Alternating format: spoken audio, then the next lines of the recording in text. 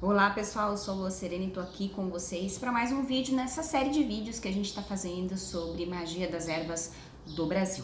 Hoje eu vou falar também de uma senhora bastante poderosa, que é a Sagrada Jurema. A Jurema, para vocês terem uma ideia, ela é uma planta, na verdade, quando a gente fala Jurema, é um nome, tipo aroeira, assim, é um nome popular de uma série de plantas, especificamente de 3 gêneros diferentes.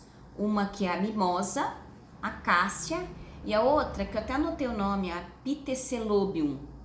Então, a gente tem várias juremas, várias plantas juremas desses 3 gêneros, por assim dizer. Mas é jurema. A mais famosa dela talvez seja a Mimosa hostilis. Olha o nome científico dela, né? A Mimosa hostilis, que é a jurema preta. A jurema branca é a Pitecelobium diversifolium. A jurema branca para outras questões, tá? Mas também é uma jurema, também é uma planta sagrada. E o que eu achei bem interessante de trazer essa planta para vocês? Porque a gente tem no Brasil uma influência muito forte do uso das plantas de poder, as plantas enteógenas, plantas que possuem sua composição fitoquímica alguns alcaloides muito poderosos e que trazem exatamente um estado alterado de consciência. Portanto, e são várias plantas que tem, né? E portanto, muitas dessas plantas são plantas muito tradicionais, utilizadas por povos nativos nos mais variados locais do mundo. Então, aqui no Brasil, a gente tem muito conhecido a ayahuasca, que é feito com 2 plantas, normalmente, né? O daime, que também aí tem os poamariri, a chacrona, né? Que é o jagube, a chacrona, tem vários nomes também. E tem várias nuances, então é muito comum aqui no Brasil a gente ouvir falar do daime, a gente ouvir falar da ayahuasca. Mas a própria ayahuasca, segundo alguns estudiosos, a origem dela na verdade é a Amazônia peruana, não o Brasil, essa região do Brasil em si. Bom, existem várias controvérsias com relação a isso, e o que eu quero falar mesmo é da jurema. Por quê? Porque a jurema dessas plantas poderosas, essas plantas de poder, todas as plantas são plantas de poder, ok? Partimos dessa premissa. Porém, existem algumas que por suas próprias características, elas vão ser consideradas plantas de poder porque têm efeitos de alterar a consciência, efeitos enteógenos, efeitos psicoativos. A jurema é uma delas, né? Não são todas as juremas, mas a jurema preta, a Mimosa hostilis, é uma que a gente sabe que é preparada a bebida jurema. Em alguns locais do Brasil, inclusive fumado também. Em rituais, originariamente, rituais indígenas,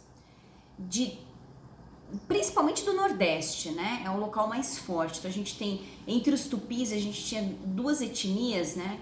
Que são os potiguares e os tabajara, da Paraíba. Eles, que eram inclusive tribos inimigas, eles utilizavam, eles talvez tenham sido das primeiras tribos, mas a gente tem várias outras, a gente tem os tapuias, enfim, se vocês pesquisarem sobre a jurema, vocês vão ver que muitas etnias indígenas do Brasil se utilizavam, então os seus pajés, os seus xamãs, né, que são os pajés, utilizavam essas plantas em contextos ritualísticos muito específicos. O que acontece? A gente conhece bem, tem mais contato com a ayahuasca do que com a própria jurema. Por quê? Porque a gente teve séculos aqui no Brasil, quando é da invasão, a gente teve séculos de demonização dessas práticas, da prática da jurema sagrada, né, da jurema ritualística, que era uma prática religiosa dos povos nativos da nossa terra. Então você teve uma demonização pela Igreja Católica durante muitos séculos. Vocês podem pesquisar, vocês vão encontrar uma série de documentos, de proibições e perseguições dessas práticas, né? Então, por séculos no Brasil foi assim. Isso foi tão forte, que acabou muito da sua própria tradição se perdendo. É bem interessante porque a história da jurema, dos ritos sagrados da jurema, se perpetuaram no Catimbó. Inclusive é bem interessante porque eu tenho um bisavô meu que era do Catimbó. Eu não conheci, obviamente, quando ele faleceu, a minha avó era criança. Então tem várias histórias que um dia eu conto pra vocês desse meu bisavô, que era do Catimbó. enfim, o catimbó perpetuou bastante, os próprios ritos de Jurema, dentro de algumas vertentes da Umbanda e do Candomblé se utiliza, também se fala da Jurema, mas sem o uso da bebida. Eu não vou falar de todos porque quando se fala desse tipo de religiosidade, ele é bem plural. Se a gente acha que a bruxaria é plural, meu bem, né? A gente também ali na Umbanda é bem plural mesmo. Então, a Jurema, ela ficou mais para algumas vertentes dessas religiosidades, mais como um grande símbolo, uma grande força. Na verdade, ela é uma grande deusa. Essa que é a grande realidade. Jurema é uma grande deusa da nossa terra.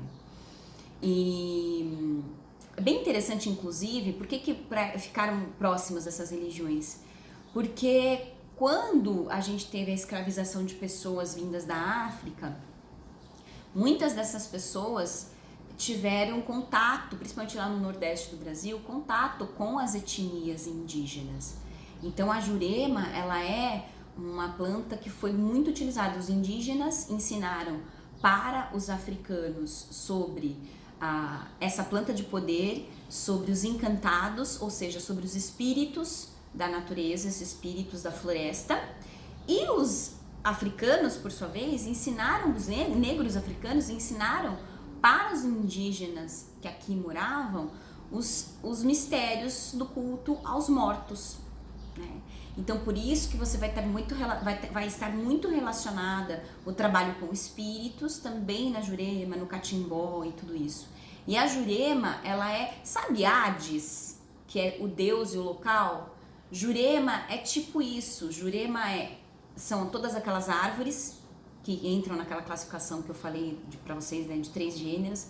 E se você pensar, por exemplo, as acácias, você vai ver que esse gênero de vegetais tem uma sacralidade em vários lugares do mundo, porque tem várias acácias, né? E todas elas são extremamente poderosas, assim. Então, é uma rainha muito poderosa, são rainhas muito poderosas essas acácias, né?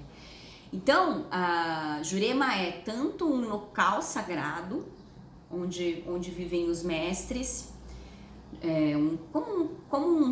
não diria nem um Summerland, não dá para comparar, né? Um local sagrado, uma dimensão sagrada. Jurema é uma deusa, ou várias deusas, né? Jurema é uma força, Jurema é uma planta sagrada, né? Uma grande senhora da floresta.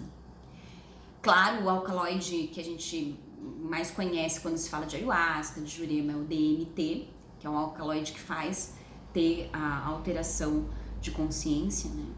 E é o que eu falei pra vocês, você tem tanto a parte da beberagem da Jurema, e com relação à beberagem da Jurema, existe registros que contam que a bebida, a forma de fazer essa bebida foi se alterando, então ela muda de muitos locais para locais, talvez inclusive a forma tradicional de feitura dessa bebida tenha se perdido, talvez, né? Pelo menos para nós brancos não veio. Mas dá para entender, né? Porque foram tantos séculos de demonização que a gente sequer sabe da sacralidade dessa deusa, né? A gente sequer sabe do poder dessa planta. Então, a gente tem que resgatar isso. Então, não poderia deixar de trazer a Jurema, porque a Jurema é uma grande deusa. Então, ela é uma planta, todas as Juremas, né? Elas vão ser plantas de poder, mas elas também vão ter o condão de resgatar a nossa ancestralidade, trabalhar a nossa ancestralidade. Ela vai ser também bastante braba, né? Ó, Mimosa hostilis. Se falar da Jurema preta, então Mimosa hostilis. Ela é brabíssima, assim, né? Então essa braveza dela contra o mal, para afastar do mal. As acácias como um todo, né? Como um todo, elas são extremamente poderosas para a gente acessar mistérios, né? Então, não só por causa dos seus alcaloides, mas por suas propriedades mágicas. Os alcaloides, na verdade, são manifestações físicas de capacidades e poderes espirituais dessas plantas. E se você for pensar, se vocês lembram da época da escola, vocês vão lembrar, por exemplo, naquele livro Iracema. Iracema era a grande guardiã da Jurema.